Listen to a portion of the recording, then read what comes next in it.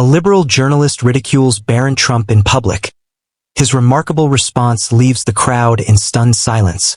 At a charity gala, a journalist's mockery of Barron Trump took an unexpected turn when his composed reaction captivated the audience. The ballroom at the Fairmont Grand Hotel was truly a sight to behold. Crystal chandeliers sparkled overhead, casting a soft glow on the elegantly attired guests, whose murmurs of conversation contributed to the opulence of the annual charity gala. Within the throng stood several of the country's most impactful personalities. Business leaders, performers, and media professionals came together to champion a foundation focused on assisting disadvantaged young people. The atmosphere crackled with vitality, while a subtle tension hummed beneath the surface as the evening's main speaker readied to step into the spotlight.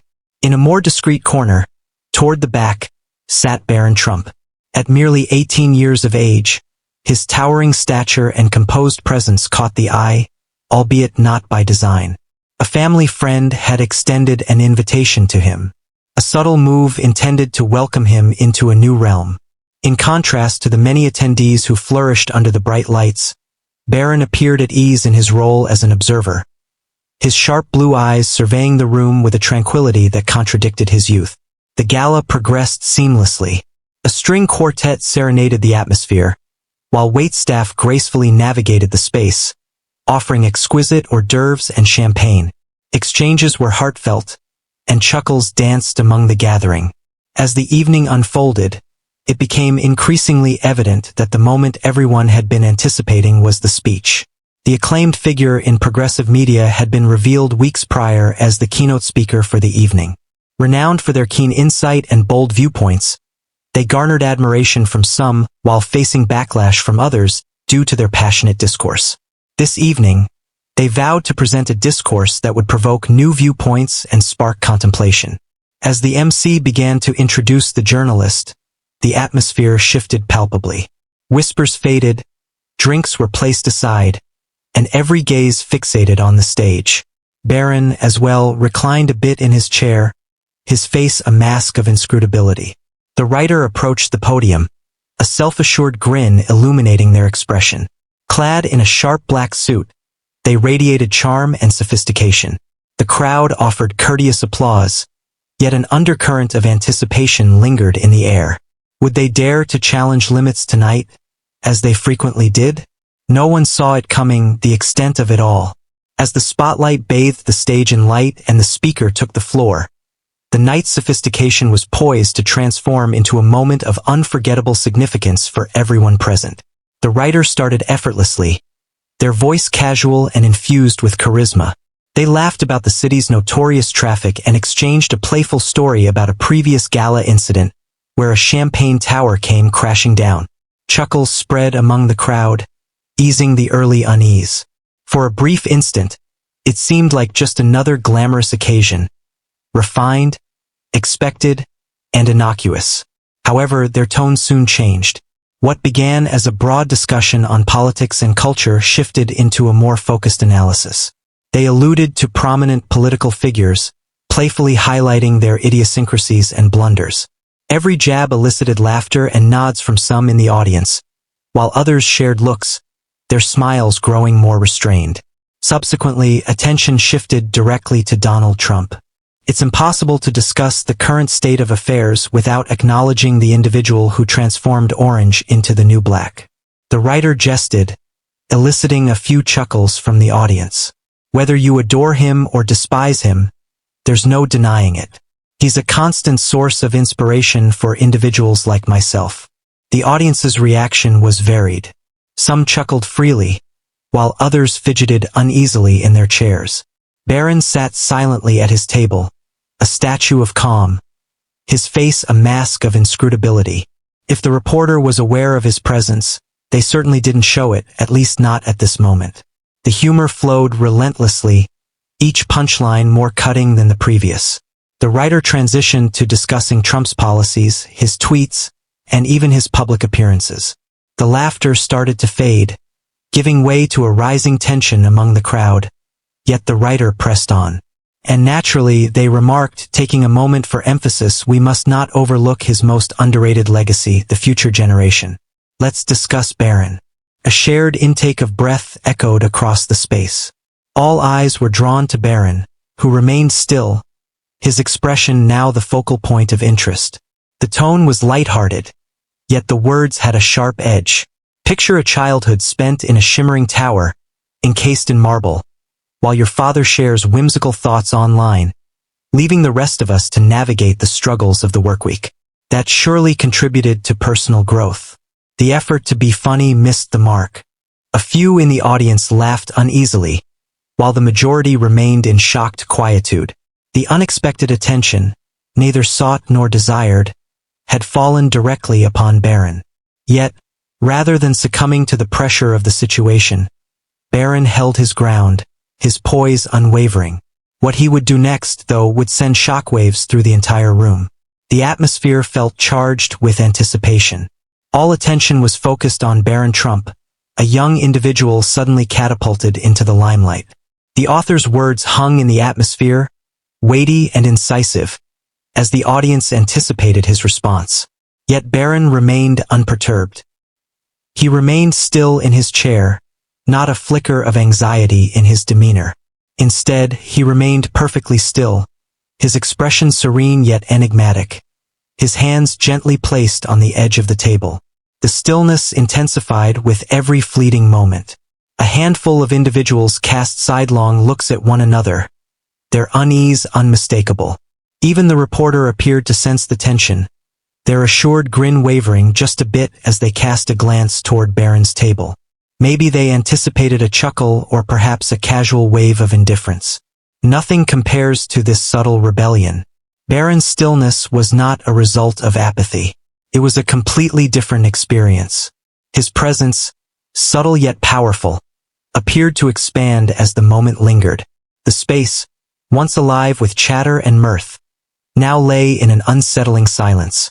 It felt like a collective awakening, as if even the ones who had laughed at the humor were struck by the gravity of the words spoken. His silence spoke volumes beyond mere absence of speech. It stood as a declaration on its own. It stated, "I hear you, I see you, yet I remain unmoved." A soft whisper disrupted the stillness, as a figure close to the stage leaned in to speak to their companion.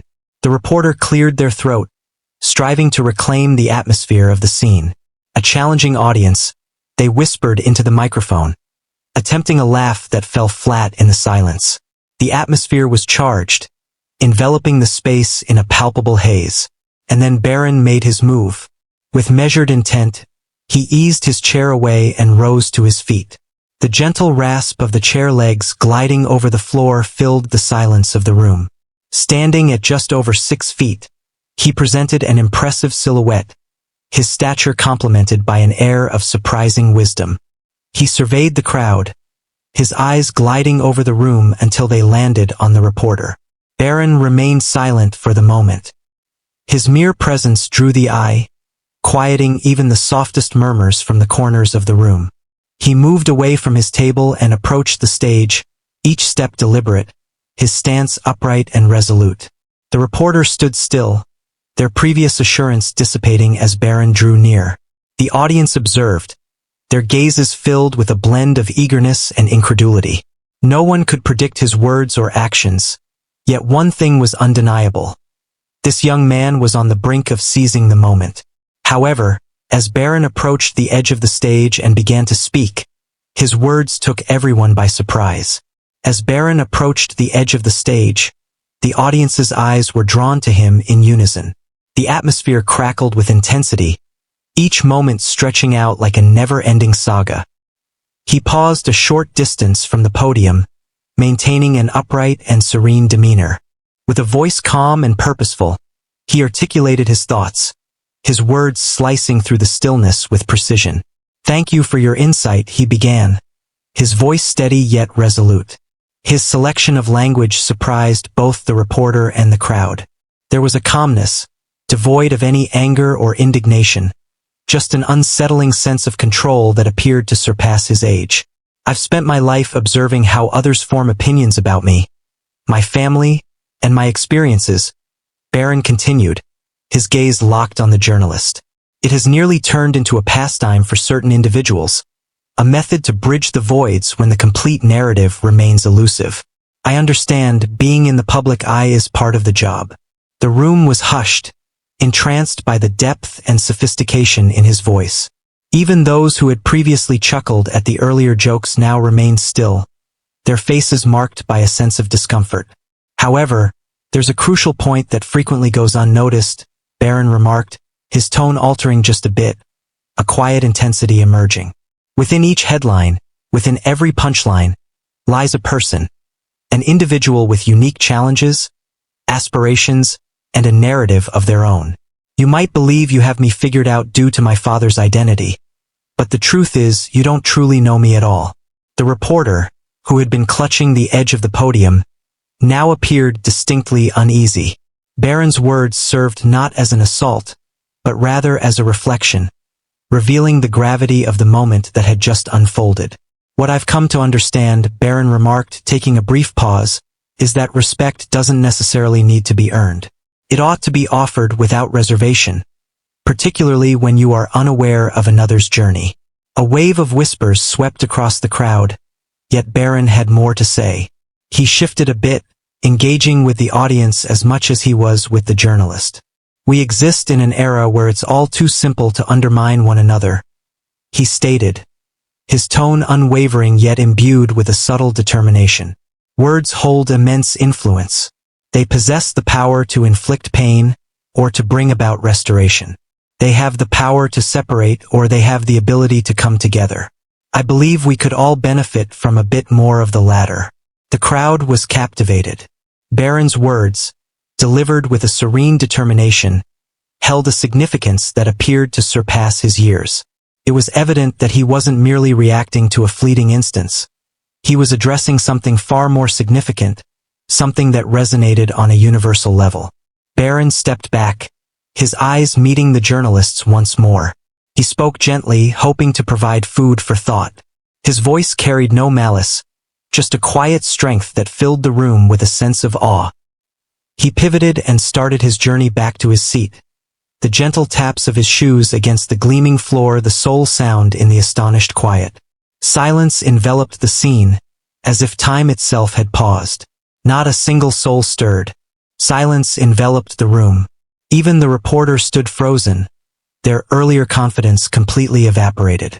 As Barron took his seat and the applause swelled, the true resonance of his words would reverberate well beyond the confines of that space.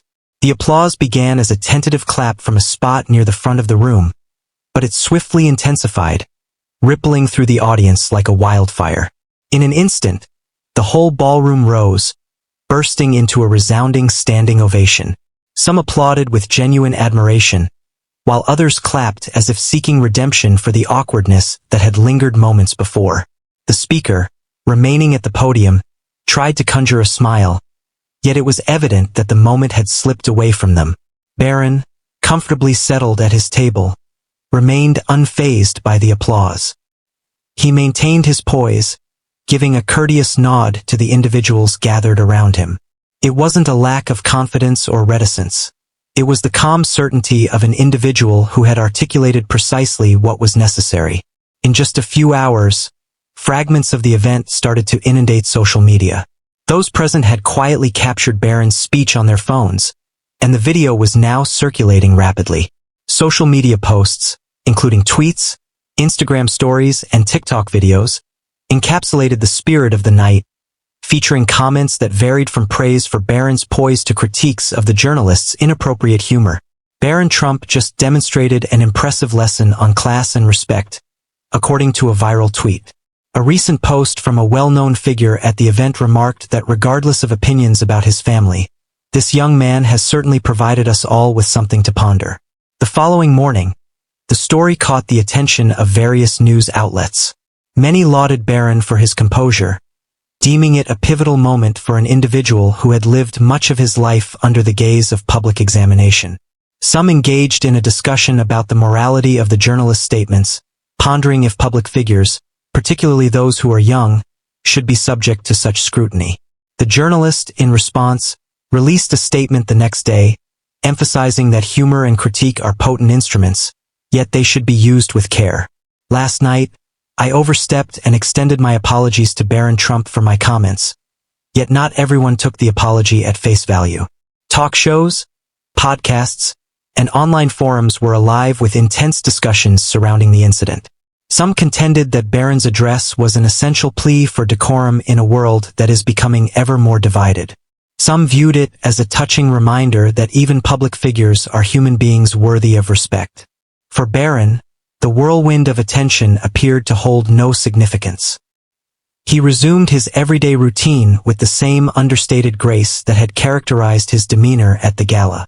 Those familiar with him remarked that he hardly paid attention to the commotion, opting instead to concentrate on his academic pursuits and personal passions. As Barron progressed, the echoes of that evening remained, igniting discussions that extended well beyond the confines of the ballroom. As the dust settled from the night of the gala, its reverberations persisted, resonating throughout the landscape.